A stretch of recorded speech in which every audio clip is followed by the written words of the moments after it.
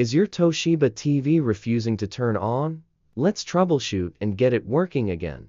Here are 9 methods to fix the issue. Method 1.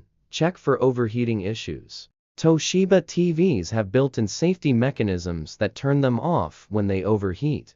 Unplug the TV for 30 minutes, let it cool down, then try turning it on. Method 2.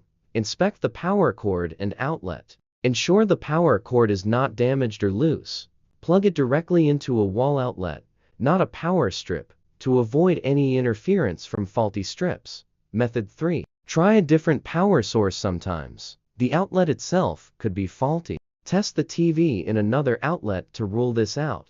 Method 4. Power cycle the TV. Unplug the TV for a full minute. Then, press and hold the power button on the TV, not the remote, for 30 seconds to reset any residual power. Plug it back in and turn it on. Method 5. Test the remote control. Your TV may not be turning on because the remote isn't working properly. Replace the batteries or try using the power button on the TV itself. Method 6. HDMI CEC conflicts. If you have multiple HDMI devices connected, the TV could be confused due to HDMI CEC consumer electronics control. Disconnect all HDMI devices and try turning the TV on again.